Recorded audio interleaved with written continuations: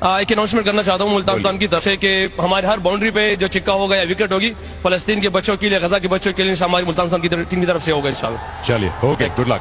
अस्सलाम वालेकुम दोस्तों, जैसा कि आप जानते हैं कि पीएसएल शुरू हो चुका है और पीएसएल के स्टार्ट में एक अनाउंसमेंट की गई थी कि जो चौका छक्का मारेगा या फिर विकेट्स लेगा तो हर विकेट के बदले में और हर छक्के के बदले में 1 लाख रुपया दिया जाएगा।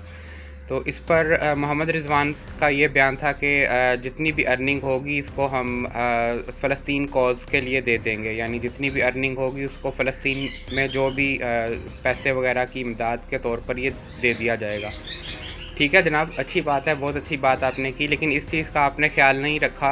किसी ने भी, किसी खिलाड़ी ने भी और इवन पीसीबी ने भी इस चीज़ का ख्याल नहीं रखा है कि आप लोग बराह रास्त जो है पेप्सी को और केएफसी को प्रमोट कर रहे हो। इस चीज़ का भी ख्याल करें। और पूरी दुनिया जब बाइकआउट कर रही है, पेप्सी और इसराइली जितनी भी प्रोडक्ट्स हैं उनका बाइकआउट किया जा रहा है, तो आप लोग बाइकआउट की बजाय उनको प्रमोट कर रहे हो। आपने अपने फ्रंट के ऊपर जो है लगाया हुआ है पेप्सी को, और अपने साइड पे और दोनों लेफ़्ट साइड्स के जो बाजू हैं उनके ऊपर आपने केएफसी को प्रमोट करने के लिए उनका भी बैनर लगाया हुआ है।